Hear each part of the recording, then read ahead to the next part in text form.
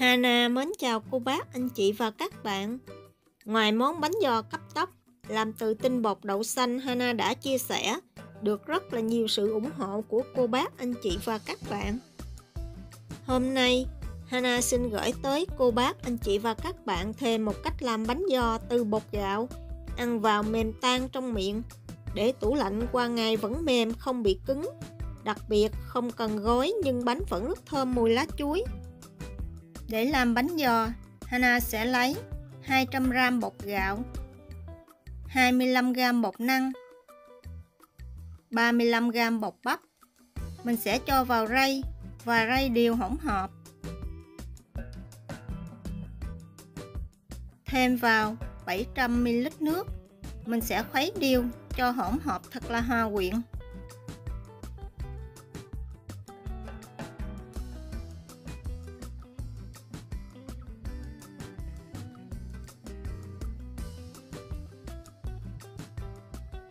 Đậy kín lại và mình để khoảng 1 tiếng cho bột lắng xuống.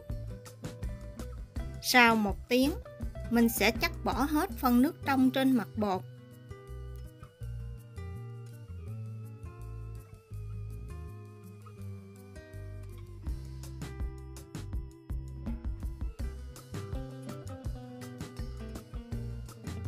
Sau đó thêm vào 700ml nước.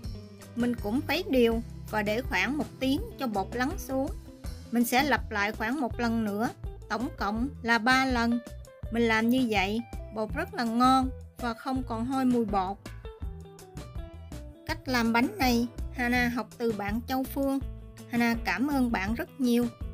Cô bác, anh chị và các bạn mình thử làm một lần và cảm nhận nha.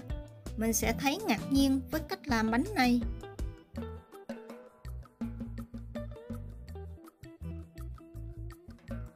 Sau 3 lần chắc bỏ nước trong thì mình chuẩn bị một cái túi vải. Cô bác, anh chị và các bạn có thể sử dụng bất cứ loại vải nào mà mình có. Nhưng loại vải KT dày thì Hana thấy tốt nhất. Mình sẽ khuấy đều bột và cho vào túi vải cột lại.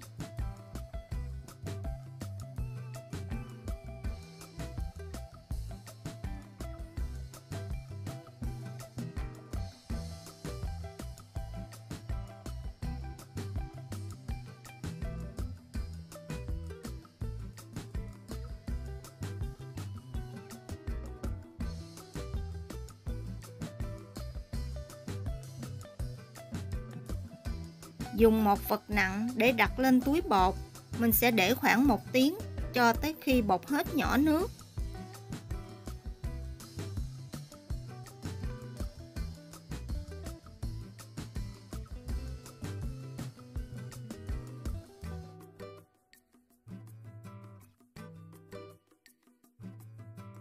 Sau gần 1 tiếng và bột đã hết nhỏ nước thì mình sẽ lấy bột cho vào một cái tô lớn.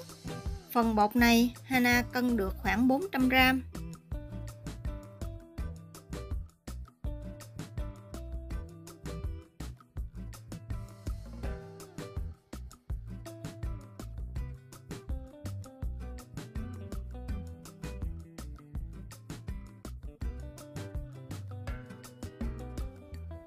Thêm vào 1 lít nước súp gà. Nước súp gà này Hana làm từ xương gà hầm, chưa có nêm gia vị. Nếu cô bác, anh chị và các bạn đã nêm thì mình cân chỉnh lại lượng gia vị nêm vào nha. Sau đó mình sẽ lọc qua rây cho bột thật là mịn.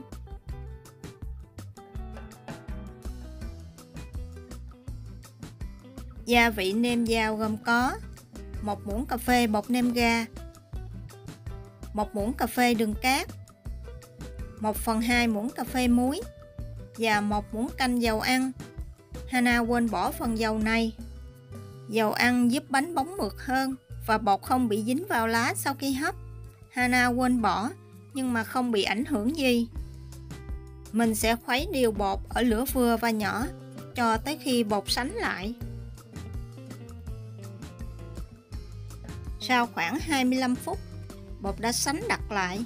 Lúc này bột vẫn còn chưa mịn. Mình tắt bếp, đem ra ngoài và mình sẽ khuấy bột mạnh tay cho tới khi bột mịn.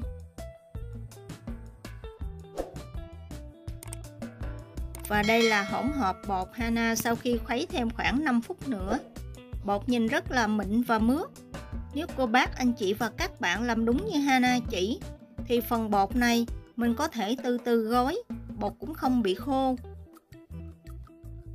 Nếu mà mình chưa làm liền, thì cô bác, anh chị và các bạn mình nhớ đậy kín lại để tránh bị khô mặt bột nha. Phần nhân này Hana đã chia sẻ trong công thức làm bánh giò cấp tốc. Nếu cô bác, anh chị và các bạn thích, mình có thể xem lại. Hana để đường link phía dưới. Để bánh giò có mùi thơm và màu xanh của lá chuối mà không mất công gói, thì Hana sử dụng cái khuôn bánh lăng. Mình sẽ cắt lá chuối vừa đáy khuôn và miệng khuôn. Cô bác, anh chị và các bạn có thể sử dụng bất cứ dụng cụ nào mà mình có.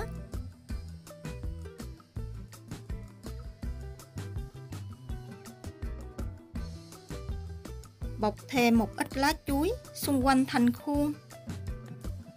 Cách làm này rất là tiện lợi, mình không cần phải lá chuối to, lá chuối nhỏ mình cũng có thể làm. Múc khoảng 1 muỗng canh bột cho vào khuôn và tán đều xung quanh thành khuôn. Việc làm này giúp cho phần nhân không bị lòi ra ngoài sau khi hấp. Cho khoảng 1 muỗng canh nhân lên chén giữa, ém đều. Thêm một ít bột lên trên. Phần bột này cô bác, anh chị và các bạn có thể làm nhiều hay ít tùy ý gia đình. Hana thích ăn bột nhiều nên Hana cho nhiều hơn nhân một xíu. Đậy thêm một miếng lá chuối trên mặt bánh. Vậy là mình đã có một khuôn bánh giò vừa nhanh vừa gọn. Sau khi làm xong thì mình sẽ xếp vào sửng. Trong thời gian tạo hình thì cô bác, anh chị và các bạn mình nhớ bắt sẵn một nồi nước sôi nha.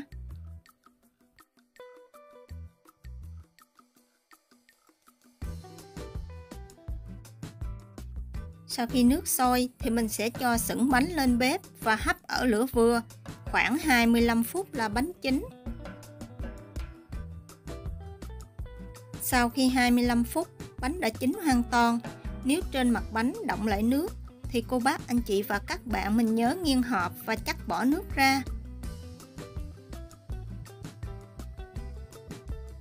Bánh giò này mình có thể ăn nóng hay là lạnh tùy ý. Phần bột này Hana pha rất là vừa ăn nên mình có thể dùng luôn, không cần phải chan thêm nước mắm. Mình sẽ tiếp tục hấp như vậy cho tới khi hết bột. Và đây là phần bánh Hana vừa hấp xong, vẫn còn nóng ấm. Phần bột bên ngoài nhìn rất là mềm mịn. Cách làm tuy tốn nhiều thời gian và công phu một xíu, nhưng thành phẩm đổi lại thì rất là ngon. Thường Hana hay pha bột vào buổi tối và mình cho vào túi vải để qua đêm. Sáng hôm sau là mình khuấy bột và làm là có bánh ăn. Đây là bánh giò Hana để tủ lạnh qua 1 ngày. Phần bánh bên ngoài thì nhìn rất là đứng bánh, nhưng mà phần bột vẫn còn mềm, không bị cứng. Hana hy vọng cô bác, anh chị và các bạn sẽ thích những gì Hana chia sẻ. Nếu thích, nhớ đăng ký ủng hộ kênh của Hana nhé. Hana cảm ơn cô bác, anh chị và các bạn rất nhiều.